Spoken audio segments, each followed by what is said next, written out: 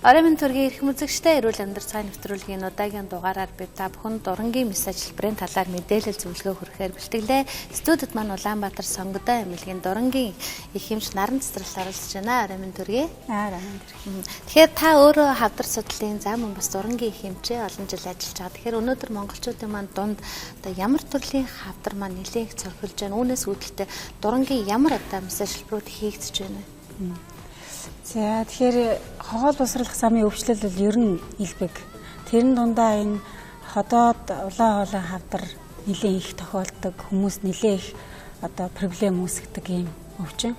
Тэгээд ходоодны амсар хэсэгт байрлах Монгол хүний онцлог гэж бид нар одоо сүүлийн хэдэн жилийн дурангийнхаа судалгаан дээрээс хараад үзэхэд энэ ходоодны дээд хэсэгт голдуу хавдар тохиолддог. Тэгээд ихэвчлэн хожим үед онцлогддог. Одоо хоол орохгүй болсон үед л манай хүмүүс эмнэлэгт хандна. Тэгээд тэр үедээ бол мэдээж одоо эмчилгээний бусад мэс асалч гэдэг юм уу зарим тохиолдолд хийх боломжгүй болсон байдаг. Тэгэхээр тэр үед бид нар дурангаар ямар тусламж үзүүлдэг вэ гэхээр ерөөсөө одоо хүндээ хоол идэх боломж олгох. Одоо хэдийгээр бид нар өвчнийх нь үе шатыг зогсоож одоо өвчлөлийг болиулж чадахгүй ч гэсэндээ ядаж нөгөө хүмүүс маань хоол идэж явах хэрэгтэй. Тэгэхээр тэр тал дээр нь бол бид нар урсгуур гэж монголоор хэлж болох стенд буюу тэлэгч тавьж өгдөг. Тэгэхээр нөгөө одоо хавдар уургаад бүглэрсэн байгаа нь хүнд маань бид нэр зориултын багажаар одоо жижигхэн гуурс маягийн юм оруулаад тавьчих нь тий. Өнөөх маань өөрөө ингээд тэлэгдээд одоо монгол гэрийн хан шиг их хүчдэг, буцаага дэлгэгчдэг. Тэгэхээр дэлгэгдэхээр дотор нь мэдээж хүндий үүснэ. Тэр хүндийгээр маань хоол чөлөөтэй нэвтэрч ордог. Ийм тусламж болол үзүүлээд явж байгаа. Энэ дэлхийн бусад оролцсон оронд нэлээд их хэрэглэгддэг. Технологи нь бол нэлээд сайжирчихсан. Одоо бид нэр хамгийн сүүлийн үеийн стентийг хэрэгжилж байгаа. Нэлээд үр дүн сайтай байдаг. Одоо хүмүүс маань боломжийн хоолчдаг. Тийм. Тэгэхээр энэ бол айгүй чухал байхгүй юу? Тийм яг бүгд. Тэгэхээр улаан хоолой ходоодны хавдар их байна гэдээ яриа сонсч. Ер нь олон жил бид нэг яриа сонсч байгаа л та. Тэгэхээр ер нь яг юун дээр алдаа хийгээд байна бид нар юун дээр анхаарах хэрэгтэй байдаг яагаад ингэ эцсийн шатн дээр хүрчээд ирж байна бид мэдээж улаан хоолой хавдартай хүмүүс ер нь бол тэгэл горилго амьдрал гугаал гордоол яг үндсэндээ бол хоол орохгүй тэгэл өсөж өгдөг гэдэг бол их хүмүүс мэддэг шүү дээ. Тийм тэгэхээр яг удамшлын хүчин зүйлүүд байдаг гэдэг. Гэхдээ бидний амьдралын хэвшил гэдэг юм тухайн өвчнийг үүсэх үгүй юу гэдэгт бас нэлээд ихээр нөлөөлдөг. Энэ судалгаагаар нэлээд батлагдсан байдаг тийм. Одоо жишээлх юм бол манай Монгол орны Баруун аймгийн хүмүүст улаан хоолойны хавдар нэлээд их байдаг. Шалтгаан. Тэгэхээр одоо шалтгааны нь бол давсны хэрэглээ, хитрхи халуун хэрэглээ. Эсвэргээрээ Зүүн аймгийн хүмүүст бол улаан хоолой хавдар бага тохиолддог. Зүүн аймгийнх нь бол давс багтаа бол хэрэглэдэг юм л да. Тэгэхээр давсны хэрэглээ бол энэ ходоод улаан хоолой хавдар үүсгэхэд бас нэлээх нөлөөлдөг юм байна гэдэг нэг судалгаа байгаа. Дээрээс нь хитрхи халуун хоол хэрэглэх. Одоо яста төлөгдчихвээ гэмээр юм ийг л гэдэл идэж угаад байдаг тийм. Гэтэл энэ маань нөгөө нэмхэн салстын маань байнга гэмтэж ийн гэсэн үг. Улаан хоолойн салст бол юмыг дамжуулан өнгөрөх үйлчилгээтэй. Ямар нэгэн байдлаар хоол дотор нь боловсруулах тийм үйлчилгээ байхгүй тийм. Тэгэхээр нөгөө хав халуун орж ирж байгаа юм маань дамжиж өнгөрөхдөө салстаа гэмтээгээд байх магадлалтай. Тэгэхээр халуун хооллолт бол бас их нөлөө үзүүлдэг. Дээрээс нь бас одоо нөгөө арх тамхи гэдэг нэг байнга яригдчихийдэг юм байна те. Тэгэхээр тамхи бол мэдээж өчнөө олон төрлийн хортой байдлууд ялгарч яадаг. Тэр нь нөгөө замын салстуудыг байнгын гэмтэл ерөөсөө утаа хизээ орж ирнэ, тэмдэл гэмтэл үүснэ. Тэгэхээр гэмтэж байгаа салст бол эргэж идэрхийн тулд дандаа гажигтай хэлбэрийн эсүүдийг үүсгэж яадаг. Тэгэхээр хавдрын эсүүд ерөөсөө л гажигтай эс. Хэвэн юм биш. Тийм эсүүд шүү дээ. Тэгэхээр тийм юм үүсхийг хэр олон удаа нөгөө тамхиа хэрэглэн төдий хэмжээгээр л одоо бодвол нөхцөл нь бүрдэж байгаа. Архин дээр бол бас нэг сонирхолтой судалгаа яадаг. Одоо Монгол хүмүүст тэр арх задалдаг фермент их бага байдаг гинэ. Энийг одоо арга бүх эмчнэр л мэдчихэж байгаа. Тэгээд Япончуудын нэг сонирхолтой судалгаа хийсэн. Архиугаад ингээд нүүр нь улаадаг хүмүүс байдаг шүү дээ. Тийм хүмүүст илүү одоо арх задалдаг фермент нь байдаггүй. Тэгэхээр нөгөө улаадаг хүмүүс маань улаадгүй хүнээс харьцуулах юм бол илүү их архинд хордож, илүү их улаан хоолой хавдар үүсэх эрсдэл байдаг гэж тийм судалгаас байд юм билээ.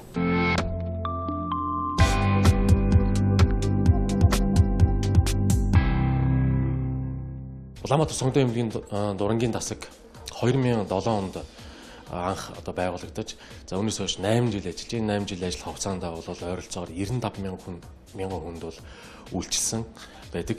За энэ 8 жилийн хугацаанд бид нэр бол хоол уусруулах замын одоо хор тавдрын онцлогоо бол нэлээд түлхүү хийгдсэн. За үүнд бол ходоодны хор тавдар нэг ойролцоогоор 1600 орчим. За улаан хоолой хор тавдар нэг 800 орчим. Бүдүүнгэцний хор тавдар нэг 1000 орчим онцлогдсон байдаг. За энэ нь бол одоо юу гэдэг хоол уусруулах замын хор тавдар тодорхой хэмжээгээр Монгол улсад бол өндөр байгааг бол илтгэж байгаа нэг үзүүлэлт юм аа. Ялангуяа одоо сүүлийн жилүүдэд бол одоо хотоодны хор тавдрын тохиолдол бол нэлээд өндөр өсөж байгаа. За улсын хэмжээнд бол ойролцоогоор нэг 700 орчим хотоодны хор тавдар онцлогддог. Үүний 200 гаруй нь бол одоо манай эмнэлэг дээр бол онцлогдож байгаа. За хотоодны хор тавдрын одоо мөн эрт илрүүлэлтийн асуудал бол маш чухал байдаг. Нийт онцлогдож байгаа одоо хор тавдрын ойролцоогоор нэг 20-30% нь бол манай эмнэлэг дээр бол эрт үедээ онцлогдож за эмчилгээнд ордог. За мөн энэ 8 жилийн хугацаанд манай дурангийн тасаг бол эмчилгээний 14-5 одоо эмчилгээний мэс заслын дурангийн одоо халааны нэр төрлийг бол одоо ошруулсан. За энэ дээр бол цэс нойруулж хаан замын одоо замын сэтгүүрт хагалгаа, за мөн ходоод улаан хоолой бүдүүнгэцний саас туулах хагалгаа, за дээрэс нэмээд хоол уусруулах замын хожуу хавдруудын үед их бөглөрлийг металл стентээр тэлэх эмчилгээ одоо хөнгөчлөх эмчилгээний нэг арга. За түүн дээр бол гадна бол цус тогтоох янз бүрийн одоо аргуудыг мөн дээрээс нэмээд хоол уусруулах замын хавдрын өрдөл өвчнүүдийн одоо ургацаг авах одоо мэтийн одоо хагалгаануудыг бол тогтмол одоо өөрсдийн эмчилгээний онцлогооны практикт хэрэгжилж явж байна. За энэ 8 жилийн хугацаанд бол нэг 3000 орчим одоо хагалгаа, том жижиг хаалгаа бол хийсэн байдаг. За мөн одоо ирээдүйн зорилго бол ерөнхийдөө хоол уусруулах замын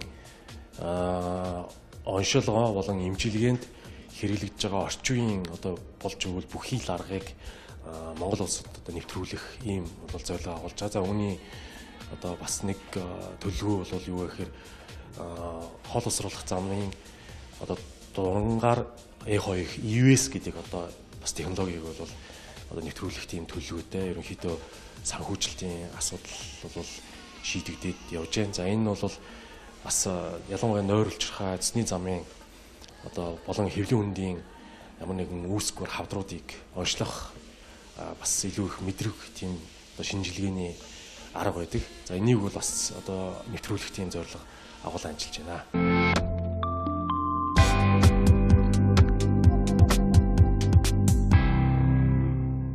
Таны яриаг сонсож байхад бид арх уухгүй, тамхи татахгүй, захид талуун хоол идэхгүй, зам давсны хэрэглээгээ бас нэлээд хянчих юм бол эдгээр одоо энэ хавдраас бас өөрийгөө нэлээд хуваар нь бол хойшлуулж чадна гэж бас ойлгож байна шүү дээ. Тийм, ер нь бол бас тийм. Тэгэхээр дурангийн хагалгаа, дурангийн одоо энэ мэс ажиллбарууд бол сүүлийн үед манай орн нэлээд сайн хөгжиж байгаа. Ялангуяа одоо энэ цусны үйл ажиллагаанууд дээр бол нэлээд сайн байд. Хүн болгон л одоо дурангаар одоо цусны чулуугаа ахуулна гэж ярих юм аа. Тэгэхээр энэ одоо цусны суугтан ч байсан, хүдэтэн ч байсан авчдаг юм уу? Яг энэ талаар нь тайлбар өгөөч.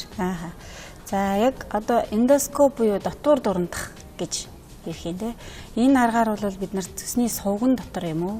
Эсвэл илгэн дотор байрлаж байгаа чулуунуудыг авах боломжтой байдаг.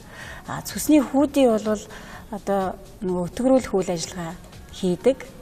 Бас нэг тэрүүхэн тэндээ нэг нарийн сувгтай тусдаа шахуу ингээд биж нэгдмэл хэсгэлтэй. Тэр нарийн сувг руу бол бид нар яг дурангаар дотор дурангаар хүрэх боломж нь бол байх. Тэгэхээр чулууга ялгаж онцлох нь штэ. Хүүдиндээ байгаад байна уу? Эсвэл сувгандаа юм уу? Илгэндээ байгаад байна уу гэдгийг ялгасан тохиолдолд бол тэр илгэний сувганы чулууг бол бид авах боломжтой дотроос нь. Тэгэхээр зэрэг ямар ч төрлийн чулууг авчдаг болжээ гэдэг бас яриа байгаа шүү дээ. Хэднээ том байсан ч гэсэн бас бутлаад авчих боломжтой. Тий. Ер нь бол чулууны хэмжээнээс хамаарат ажилбар болохгүй байх магадлал гэж байдгүй хагалцдаг. Зүгээр тогтоц гэж нэг юм байна те. Ямар бүтэцтэй чулуу вэ гэдгээс нөсөөнийх юм уу эсвэл холестериных юм уу те амархан хагарахаар зөөлхөн байна уу хатуу байна уу гэдгээс л хамаарна. Их хатуу чулуу бол мэдээж одоо бидний багжинд хагарахгүй байх магадлалтай. Гэхдээ тэр нь хатуу байна уу зөөлөн байна уу гэдэг бол бидний өмнөх шинжилгээнүүдээр тодорхой болдог. Аль хэдийн тодорхой болгосон хойно ажил байгуулалтаа хийдэг. Тэгэхээр сүүлийн үед залуухан охтууд маань ялангуяа одоо 27 8 охтууд маань цэсэнд маань маш их эсрэгч чулуу үүссэн байна, эс үүссэн байна гэдэг ийм яриануд их яваад байгаа юм аа. Тэгэхээр одоо энэ яг юутай холбоотой тэр цус агших процесс ямар нэгэн саад одоо байна уу? Яг юун дээр тулгуурлаж юм байна гэж бодож чинь таны хувьд? За 2 3 шалтгаан байдаг баг. Тэгээ хамгийн нэгдүгээрт яг төрөх насны эмэгтэйчүүдийн хувьд бол нээж хам шинж буюу тэр жирэмсний үеийн бодисын солилцооны алдагдлаас үүссэн чулуужилт нэлээд тохиолддог. Одоо бидний практикт бол залуухан эмэгтэйчүүд ирэхэд ямар нэгэн байдлаар энэ чулуужилт үүсхийн өмнө нь жирэмслээд төрсөн нялх хүүхэдтэй bijдэг байхгүй. Тэгэхээр жирэмснийхээ хяналтанд ороход бол надад чулуу байхгүй гэж хэлсэн. Төрсний дараа л ийм болцсон гэж яриад байдаг. Тэгэхээр энэ бол яг тэр бодисын солилцооны алдагдaltaй холбоотой үүсэж байгаа. Одоо өөх тосны тэнцвэр алдагдсанаас болдог баха. Эсвэл бол нөгөө залуу хүүхдүүд маань өөх хортой учраас одоо өөхийг идэж болохгүй. Өөх тосыг хязгаарлана гэдэг дэглэмээрээ яваад байдаг. Гэтэл тосон одоо бүтээгдэхүүнүүд уургийн төрлийн юмнууд бол нөгөө цөсний хүүдийн чинь гол үйл ажиллагааг хангадаг тийм ялгарах агших тэр процессд нь оролцдог чухал зүйл шүү дээ. Тэгэхээр бас тодорхой хэмжээгээр хоолоо сонгохдоо зөв бүгдийг хог болохгүйгээ тасаад байж бас болохгүй юм шиг байна. Ер нь бол бодисын солилцооны өөрчлөлт гэж явагддаг тийм. Ер нь бол бодисын солилцооны алдагдлаас л болж байгаа. Тэгэхээр бодисын солилцоонд ч юм бол нүүрс ус, уураг, өөх тос гэдэг гурван юм чинь гурлал байж иж хэв явагдсан шүү дээ. Тэгэхээр энэ дээр бас нэг зүйлийг бас хэлэхгүй бол өдөр эмнэлгийн мэдээллийн эрчтэр жимчүүнээс ярьжсэн л та хит их өөх тосыг хориглох нь цус агших процессыг байхгүй болгочдөг учраас тэнд одоо тунц маягийн одоо юм чулуу үүсдэг шүү. Тийм учраас одоо хоньныхаа сүлийг идж байгаараа өвчүүгээ идж байгаараа гэдээ бас хэлжсэнийг бас өнөөдрөөс үзэгчдэд бид бас давхар дуулгачаа гэж бодож байна. Тэгэхээр дурангийн хагалгаа маань өнөөдөр Улаанбаатар сонготой аймагт маань бас бүхэл бүтэн тасаг болтлоо хөгжсөн. Тэгээд та энэ одоо яг дурангийн хагалгааны тасгийн талаараас илүү тайлбар хүргэж.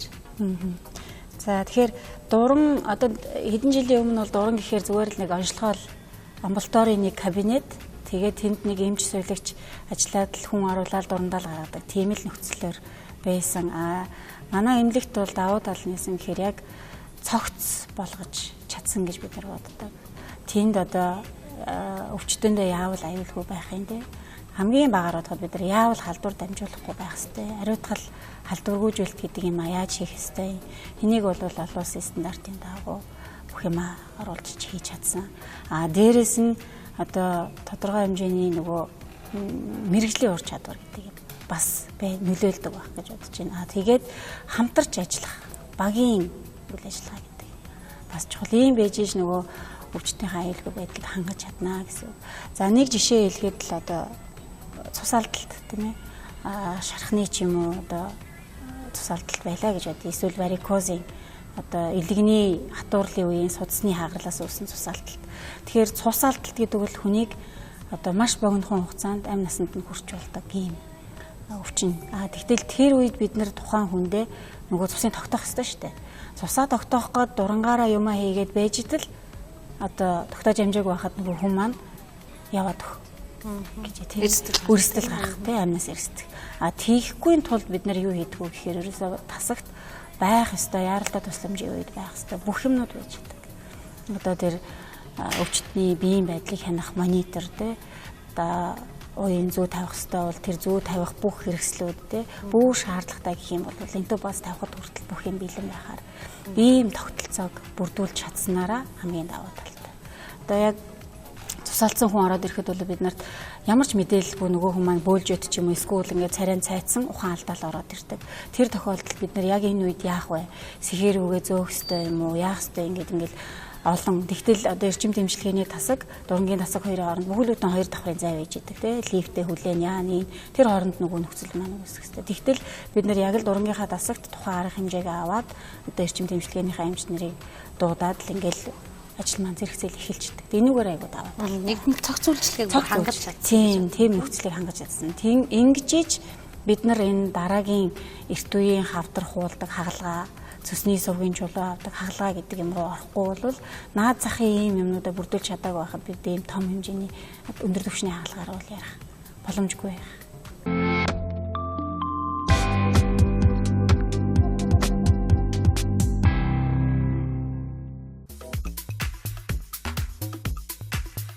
За маа дурангийн дасгийн бас нэг онцлог бол юу вэ гэхээр бид нар бол халдвар хамгааллын асуудал дээр бол туйлын анхаардаг. За 2007 онд дурангийн засаг байгуулагдах үед дурангийн ариутгал халдварын талаар одоо Солонгосын технологи бол маа эмнэлэгт бол анх нэвтэрч орж ирсэн. За энэ технологиг бол одоо бид нэр 8 жилийн хугацаанд бол одоо чандлан баримталж явж гэн. Ингээд 2014 онд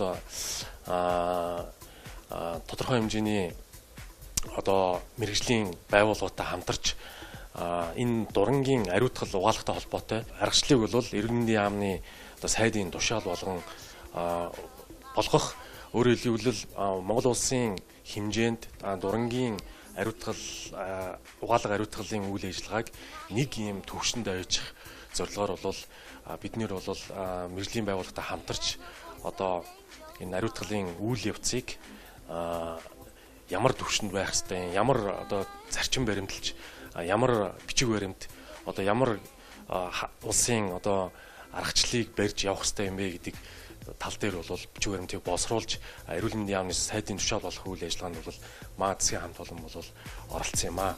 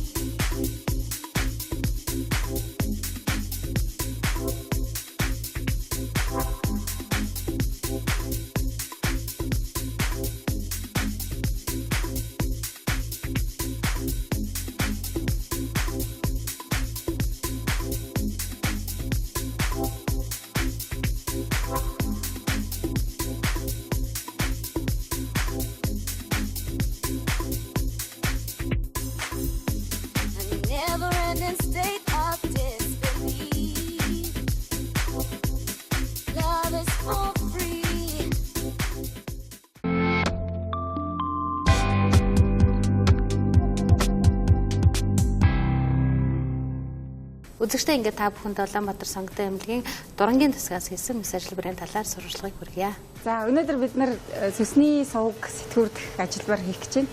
Тэгээ энэ өвчтөн маань болохоор эмэгтэйчүүдийн хорт хавдар онцлогдоод ойролцоогоор нэг 7 жил орчим эмчилэгдэж байгаа. Эмчилгээнийх нь үр дүн сайн байгаа гэж хэлж болно. Гэхдээ яг үндсэн өвчний маань эмчилгээ хийгдсэн ч гэсэндээ биед үсэрхийлэл үүссэн 2 жилийн өмнө бид нар дээр ихтэй болохоор цөсний сувгт үсэрхийлэл үүсч шаардлагат өгсөн байдалтай ирсэн. Тэгэхээр нөгөө энэ хүмүүс шаардлагат бууснаас хойш одоо 2 жил ямар нэгэн байдлаар давтан шаардлагатгүйгээр айгүй үр дүнтэй сайн амьдарч байгаа ийм тохиолдол байгаа юм. Ерөнхийдөө бол бид нар ийм цөсний сувг сэтгүүрдэх ажиллбарыг бол хавдраас гадна чулуудаа тохиолдлуудад бас нэлээд илбэг ордог ийм ажиллабар байна.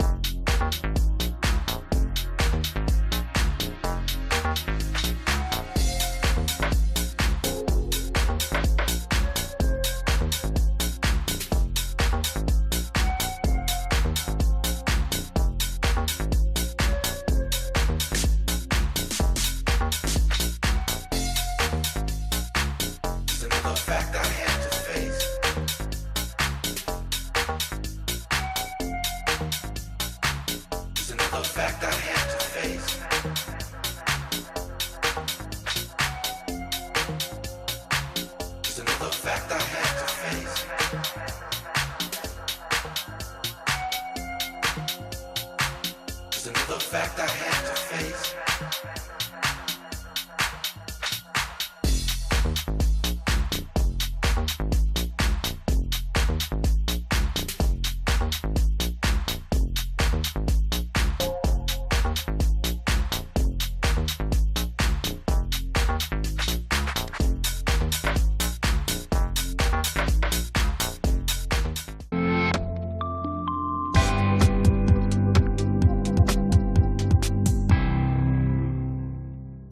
Тэгэхээр энэ хүн дээр бол үндсэн одоо хавдраас үсэрхийлсэн хавдар дээр бол яг дурангийн мессеж болж байна тийм ээ.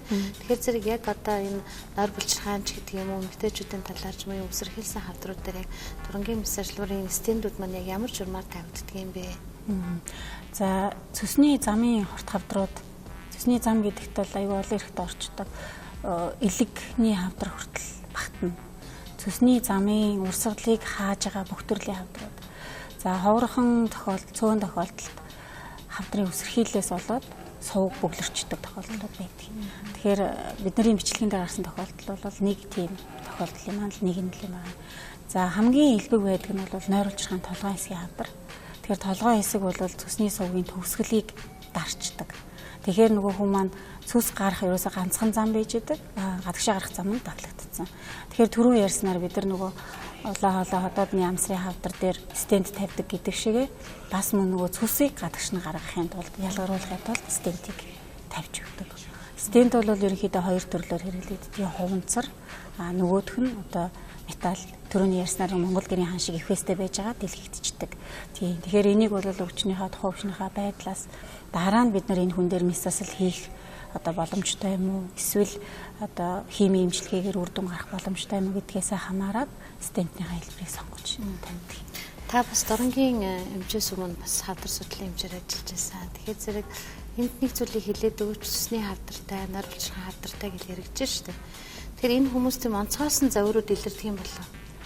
За ер нь бол эрт үедээ шинж тэмдэг илэрдэггүй. Ер нь хорт хавдрын үед бол хизээч нөгөө хавдраас шалтгаалсан шинж гарах магадлал одоо эрт үедээ гарах магадлал байхгүй. Дандаа хавсарсан өвчнөтэйгөө зэрэгцэж нөгөө шинж тэмдэг гардаг. За цөсний нойр булчирхаан замын хавдрууд хизээ шинж тэмдэг өгдөг вэ гэхээр ерөөсөө л эцсийн шатанда. Эсвэл нэлээд их хэмжээгээр томорсон үедээ сувгийг дарсан байх тий. Нойр булчирхаан толгой хэтэрхий томрох, өвдөлт өгөх юм уу тий. Тийм тохиолдлууд дээр хүнд маань зовир гардаг. Хамгийн ихний гардаг шинж шаралдаг байхгүй. Тэгэхээр хүмүүс нөгөө илгэний шараа шарлцсан байна гэдэл зөндөө юм болдог. Гэтэл өвдөлт зовир юуж байхгүй мөртлөө арьсан шарлаад л шээсэн шарлаад л яваад байдаг. Тэгээ нэлээд хугацаа алдчихдаг. Зарим хүн арсныхаа одоо онцлогийг ч ам эсвэл ер нь анзаарахгүйгээс болоод арсныхаа өнгөийг өөрчлөгдсөнийг ч мэдээгүй байдаг. Айл хизээний гэтэл одоо нөгөө хоолнд дургу тийм жоохон цанхаадаг ч гэдэм үү тиймэрхүү завирууд нь гараад эхэлсэн. Тийм байгаа мөртлөөсөө шарлснаа мэдээгүй явчихдаг. Тиймэрхүү тохиолдлууд бол байна. Тэгэхээр бид маш олон удаа урьдчилан сэргийлэх үзлэгт хамрагдчихъя гэж маш иргэдтэй маш олон хэлж байгаа л да. Тэгээд магадгүй цаг заавнд болдгоо юм эсвэл өөрийгөө одоо үнэхээр одоо ажилласаа дор үнэлдэг энэ тохиолдлуудад бас хүний амь насанд хамгийн аюултай хэсэгтэр хочцсон хойно онцлогтой байгаа хэцүү байна л да. Тий. Ер нь бол хожуу онцлогоо одоо өөр улс оронд бол эрт үеийн онцлогоо нэлээд өндөр түвшинд яригддаг. Манай орны хувьд гэх юм бол яг үнэ одоо хүмүүс маань бид нар ажлаа яг бизнесээ төрөө тавиад байдаг тий. Ажлаа одоо лар гэрээ одоо ингээл амьдралаа зохицуулах гэж байна гэж яваад байгаа. Гэтэл эрүүл мэндийг алдчих юм бол бид нар тэр бусад ямиг бүгдийг баллаа шүү дээ. Тэр тийм учраас хүн өөрөө өөртөө бас нэлээд анхааралтай тэр урьдчилан сэргийлэх үзлэг гэдэг юм заавал хамрагдах хэрэгтэй. Би эргээд хотоодны хавдарлаа ормоор байна тий. Олон хавдарлаа. Яагаад тэгэхээр зэрэг бас л хожуу үедээ шинж тэмдэг илэрдэг.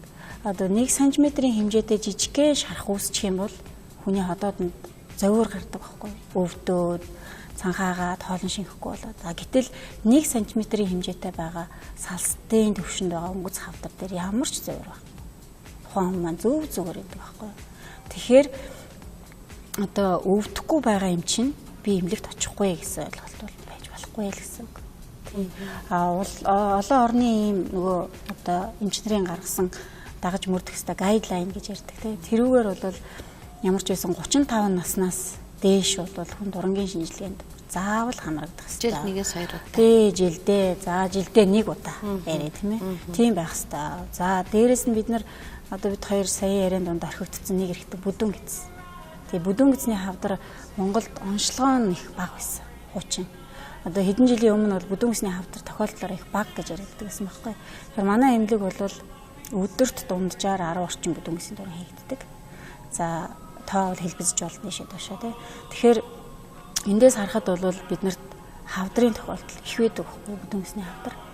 Бөөр хожуу үедээ л онцлогддог. Ихэвчлэн. За мэдээж ингээд урьдчилан сэргийлэх хүслээр орж ирээд эрт үедээ хавдар онцлогдож байгаа тохиолдлууд бол байна. Тийм. Тэгэхээр юу яриад байна гэхээр бүдүүн гэсний хавдар гэдэг өвчин чинь бас л эрт үедээ онцлогдох юм бол эмчилгээ нь хийгдээл явчихдаг. Дурангаар бид нар дотроос нь нөгөө хавдартай хэсгийг хулаал аваа явчихна. Тэгэхээр зөвөргүй ч гэсэндээ одоо үслэг шинжилгээнд хамрагдах хэрэгтэй. Бүдүүн гэсний хавдрын нас одоо бас 35 наснаас дээш дуранд хамрагдана. 3-аас 5 жил тутамдаа дуранд орж явах хэрэгтэй. 2-аас 5 жил тутамдаа. Тийм гайдлайн байдаг. Тэгэхээр энийг бас мөрдөх нь зөв байх л гэж.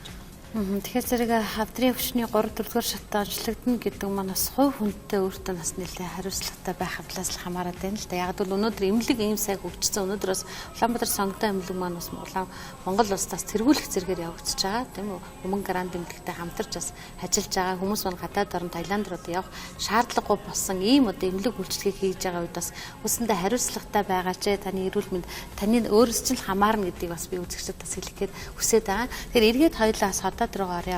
Хүмүүс ингээд пөөх одоо хаттаад орндуул нэхэр их айцтай байдаг. Энэ үнэхээр тэг хүн айхаар юм байдаг. За ер нь бол яг тийм хэлбэрхэн шинжилгээ биш. Хувь хүнээс бол жоохон төвчээр шаардна. Гэхдээ тухайн шинжилгээ бол хүнд ямар нэгэн байдлаар аюултай шинжилгээ биш байхгүй юу? Тэгэхээр шинжилгээ хийлгэхээс айх уу эсвэл өвдөхөөсөө айх уу гэдэг хоёрын хооронд хүмүүс ялгаж сурах хэрэгтэй л гэсэн. Хоолон дээр хатуу юм тороод идэг штэ. Одоо бүхэл юм залгичаар горолцоод айгүй хэцүү байдаг те. Ер нь тийм мэдрэмж бол дурангийн шинжилгээний явцад гардаг байхгүй юу.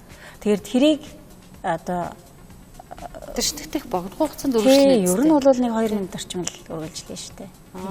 Тэгэхээр тэрийг тооцох эсвэл өвдөхгүй байхаа сэргийлэх үү гэдэг нь аль нь чухал вэ гэдгийг л ер нь жоохон бодох хэрэгтэй байна. Таны ярианаас би сая сонсоод 35-аас дээш насны хүмүүс бол ер нь л орчин сэргийлэх хүслийг байнга хамрагдаж байгаа ч гэдэг. Тийм жил тутам хамрагдах хэрэгтэй гэж би бол нас нь эрсдэлтэй байгаад байна. Ер нь бол юмыг ингээд хэрэглээл харахууж ирдэг штэ.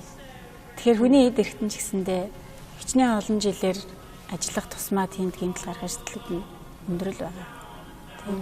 Тэгээ хүний одоо хоол босруулах зам бол ямар нэгэн байдлаар өвдөлт мэдэрдэг салстад нь тийм мэдрэмж рецептор байхгүй штэ.